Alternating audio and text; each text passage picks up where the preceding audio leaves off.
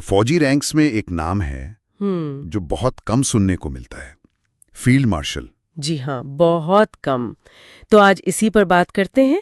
ہمارے پاس کچھ مواد ہے فیلڈ مارشل، عہدہ اور اعزاز کے عنوان سے۔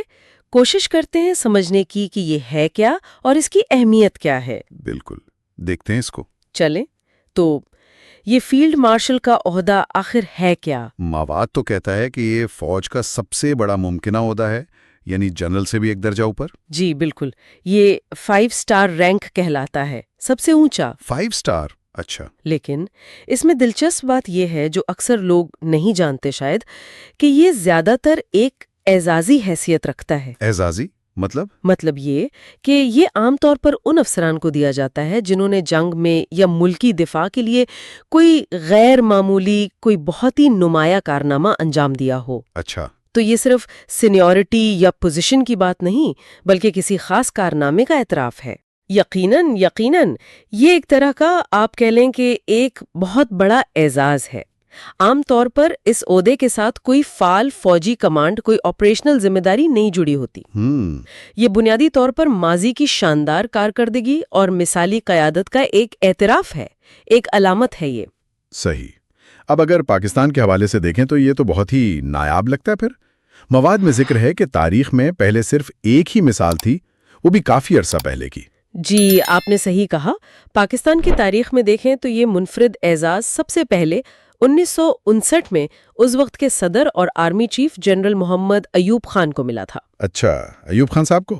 جی، اور پھر کئی دہائیوں تک وہی واحد پاکستانی فیلڈ مارشل رہے۔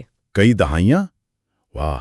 لیکن اب حال ہی میں کچھ تبدیلی آئی ہے اس میں، خبریں تھیں کہ… جی بالکل، حال ہی میں یہ بات سامنے آئی کہ وفاقی حکومت نے، جو موجودہ آرمی چیف ہیں جنرل عاصم منیر، انہیں فیلڈ مارشل کے عہدے پر ترقی دی ہے۔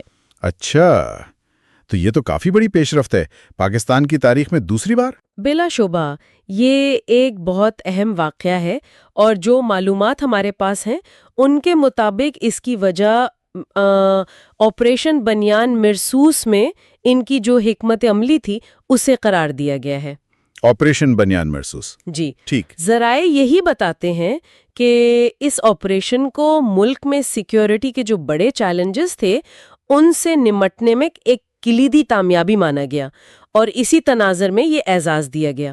تو گویا ایوب خان کے بعد تقریباً 65 سال بعد جنرل عاصم منیر پاکستان کے دوسرے فیلڈ مارشل بنے۔ جی، تقریباً 6.5 دہائیوں بعد۔ یہ تو واقعی ظاہر کرتا ہے کہ یہ عہدہ کتنے غیر معمولی حالات میں دیا جاتا ہے، کوئی عام بات نہیں۔ بالکل، یہ مسلح افواج میں آپ کہہ لیں کہ اعلیٰ ترین سطح پر جو قیادت ہوتی ہے، جو تصویراتی سوچ ہوتی ہے، یہ اس کے اعتراف کی ایک مثال ہے۔ صحیح۔ یہ ظاہر کرتا ہے کہ خاص حالات میں ریاست کس طرح ایسی قیادت کو تسلیم کرتی ہے، اسے اعزاز بخشتی ہے۔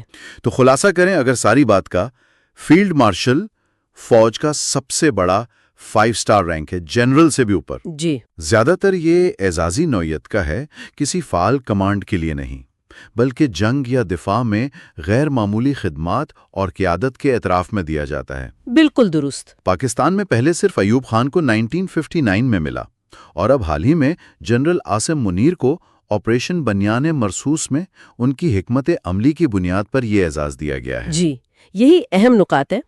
لیکن یہ ساری گفتگو ایک دلچسپ سوال کی طرف بھی ذہن لے جاتی ہے۔ اچھا، وہ کیا؟ وہ یہ کہ جب ایک عہدہ، خاص طور پہ فوج کا سب سے اونچا عہدہ، بنیادی طور پہ اعزازی ہو اور اس کے ساتھ کوئی براہ راست کمانڈ کی ذمہ داری نہ ہو، تو پھر اس طرح کے جو اعلیٰ ترین اعزازات ہیں ان کا مسلح فوج کے مجموعی ڈھانچے پر، ان کی روایات پر، اور یہاں تک کہ آپ کہہ لیں کہ وسیع تر قومی نفسیات پر کیا اثرات مرتب ہوتے ہیں؟ یہ تو واقعی ایک گہرا سوال ہے۔ جی، یہ ایک ایسا سوال ہے جس پر مزید غور و فکر کی گنجائش ضرور موجود ہے۔